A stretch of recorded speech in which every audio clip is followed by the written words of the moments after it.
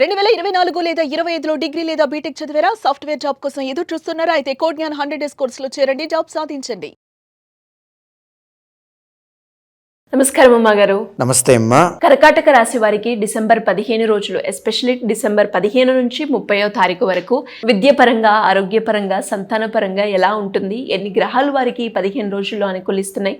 ఏ విషయాల్లో జాగ్రత్తలు తీసుకోవాల్సిన అవసరం ఉందంటారు? ముందుగా అసలు ఈ డిసెంబర్ మాసంలో ఈ 15 రోజుల్లో ఏ ఏ గ్రహ సంచారములు ఈ రాశి మీద ఎఫెక్ట్ చేస్తున్నాయో మనం చూస్తే కనుక డిసెంబర్ 17వ తారీఖున వృశ్చిక రాశిలోంచి రవిగ్రహ సంచారం అనేటువంటిది ధనుస్సు రాశిలోకి ప్రవేశించడం జరుగుతోందమ్మా.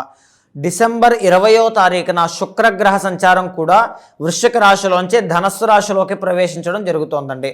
అయితే మిగతా గ్రహాలన్నీ కూడా యథావిధిగానే గురుగ్రహ సంచారం డిసెంబర్ మాసం నుంచి మిథున రాశిలో సంచారం చేయడము, కేతు అనేటువంటి ఆయన సింహరాశిలో సంచారం చేయడము, బుధుడు అనేటువంటి ఆయన వృశ్చిక రాశిలో సంచారం చేయడము, కుజగ్రహ సంచారము ధనస్సు రాశిలో సంచారం చేయడము, రాహు అనేటువంటి ఆయన కుంభరాశిలోను, శనిగ్రహ సంచారము మీనరాశిలో సంచారం చేయడం జరుగుతోందమ్మా. సో ఈ విధమైనటువంటి గ్రహ సంచారము ఆధారంగా కర్కాటక రాశి వారికి ఈ డిసెంబర్ 15 దగ్గర నుంచి 30వ తారీఖు మధ్యలో 2 గ్రహాలు దివ్యంగా అనుకూలిస్తున్నాయండి. ఆ 2 గ్రహాలు కూడా అద్భుతమైన రాజయోగాన్ని కలగజేస్తున్నాయి అని చెప్పొచ్చండి. ఎందుకు అంటే షష్ఠ స్థానంలో 6వ స్థానంలో రవి కుజుల యొక్క సంచారం అద్భుతమైనటువంటి రాజయోగాన్ని క్రియేట్ చేయబోతోంది. దీని మూలాన ఏం జరుగుతుంది అంటే ఉద్యోగపరంగా రాణింపు అనేటువంటిది, గ్రోత్ అనేటువంటిది, ప్రమోషన్లు రావడం కానీ, అనారోగ్య సమస్యలు తగ్గడం కానీ, అప్పుల బాధ నుంచి బయటపడడం కానీ, రాజకీయాల్లో అభివృద్ధి కానీ, అనేక రకాల అంశాల్లో కర్కాటక రాశి వాళ్ళకి శుభయోగము అనేటువంటిది డిసెంబర్ 17వ తారీఖు దగ్గర నుంచి కనబడబోతోందమ్మా. మనం కూలంకషంగా మాట్లాడుకుంటే కనుక ముందుగా కర్కాటక రాశి వాళ్ళకి 2వ స్థానంలో కేతు అనేటువంటి ఆయన ఉన్నారండి. కేతు అనేటువంటి ఆయన 2వ స్థానంలో అనుకూలించట్లేదు కాబట్టి ఆర్థిక విషయాల్లో చాలా జాగ్రత్తగా ఉండాలి. విద్యా పరంగా చాలా జాగ్రత్తగా ఉండాలి. బాగా కాన్సన్ట్రేషన్ ఎక్కువగా చేయాలి అని చెప్పచ్చు.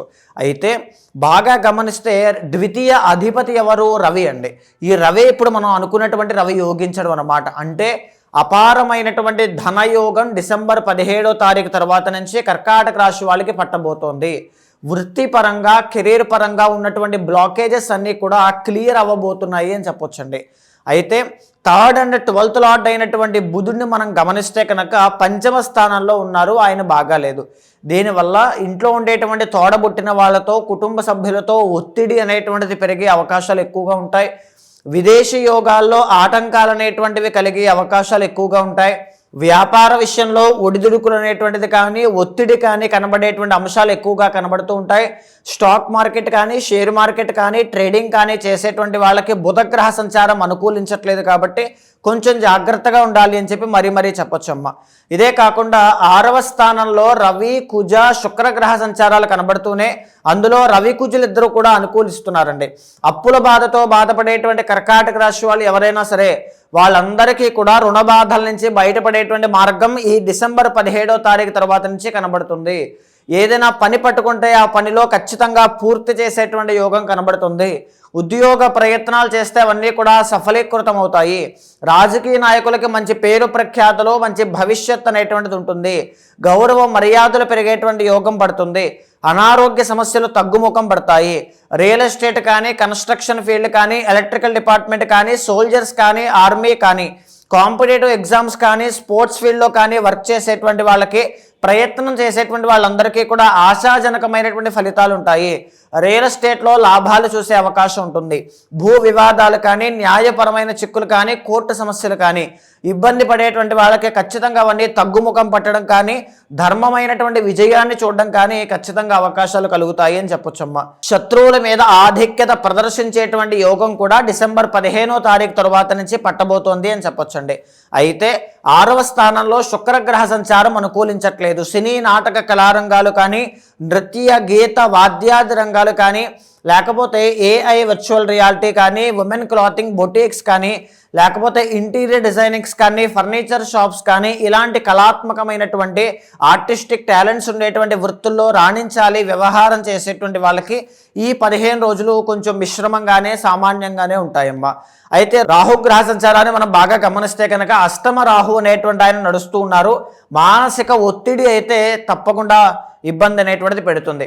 జనరల్లీ కర్కాటక రాశి వాళ్ళకంటేనే అసలు మానసిక ఒత్తిడి చాలా ఎక్కువ ఉంటాయి, వెరీ సెన్సిటివ్గా ఉంటారు, చాలా ఎమోషనల్ ఇవి ఎక్కువగా సంఘటనలు జరుగుతూ ఉంటాయి, అవమానాలు జరుగుతూ ఉంటాయి. ఇలాంటివన్నీ కూడా వీళ్ళకి ఎక్కువగా ఉంటాయండి, అధిపతి చంద్రుడు కాబట్టి. ఈ రాహు వల్ల, అష్టమ రాహు వల్ల ఎక్స్పెక్టేషన్స్ వర్సెస్ రియాలిటీ అన్నట్టుగా ఎక్స్పెక్ట్ చేసిన దానికి ఆపోజిట్గా జరిగేటువంటి అవకాశాలు ఎక్కువ ఉంటాయన్నమాట, అష్టమ రాహు కాబట్టి. దుర్గాదేవి యొక్క ఆరాధన మంచి రిజల్ట్స్ అనేటువంటిది కలగజేస్తుందండి. 9వ స్థానంలో శని అనేటువంటి ఆయన అనుకూలించట్లేదు, సామాన్యంగానే మిశ్రమ ఫలితాలు ఇస్తూ ఉన్నారు కాబట్టి ఉద్యోగ అవకాశాలన్నీ కూడా వస్తూ ఉంటాయి. ఎవరిని నమ్మి డబ్బులు అనేటువంటిది ఇవ్వడం కానీ, ఇన్వెస్ట్మెంట్స్ అనేటువంటివి చేయడం కానీ చేయొద్దు, కొంచెం జాగ్రత్తగా ఉండాలి. 12వ స్థానంలో గురుగ్రహ సంచారం కనబడుతోందండి. దీనివల్ల విపరీతమైనటువంటి ఖర్చులు అయ్యే అవకాశాలు ఉంటాయి. ఎలాంటి ఖర్చులు అవుతాయి అంటే ఉన్నటువంటి మీ దగ్గర ఉన్న వస్తువులు కూడా అమ్మేయడం కానీ, వేరేది ఏదైనా కొనడానికి, శుభకార్యాలకి డబ్బులు బాగా ఖర్చు అయిపోవడం కానీ, ఇలాంటివన్నీ అన్నమాట. చిన్న చిన్న అప్పులు, వృధా ఖర్చులు, వృధా ప్రయాణాలు, వృధా ప్రయాసలు, ఇలాంటివన్నీ కూడా ద్వాదశంలో గురుడు ఉండడం వల్ల జరుగుతాయన్నమాట.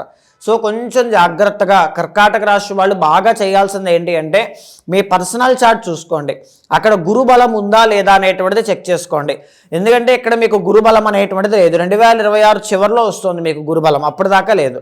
సో గురుబలం లేకపోతే ఖచ్చితంగా దత్తాత్రేయ స్వామికి సంబంధించింది కానీ, లేకపోతే గురువారం నాడు ఈ శివుడికి పంచామృతాలతో అభిషేకం చేయడం కానీ ఏదైనా చేయండి. మీ జాతకం చూసుకుని కనకపుష్యరాగం లాంటి జెమ్ స్టోన్స్ ఏదైనా పెట్టుకుంటే బాగుంటుందా లేదో చూసుకుని ఖచ్చితంగా పెట్టుకోండి. దీనివల్ల మనీ కానీ, కెరీర్ కానీ, గ్రోత్ చాలా బాగుంటుంది.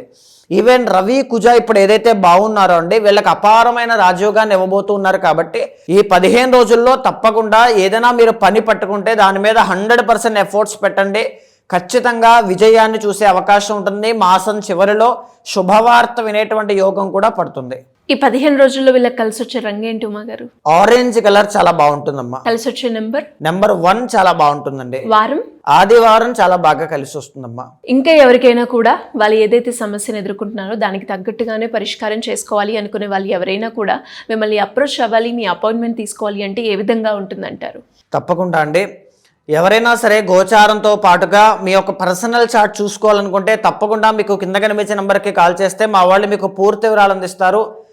మీ జాతకాన్ని చూసిన తర్వాత గోచారంతో సమన్వయం చేస్తూ ఏదైనా దోషాలుంటే శాంతి పరిహారములు ఆచరింపచేసి భగవత్ అనుగ్రహం కలిగేలా చేస్తాను. థ్యాంక్ యూ ఉమా గారు, థ్యాంక్ యూ సో మచ్. నమస్తే అమ్మా.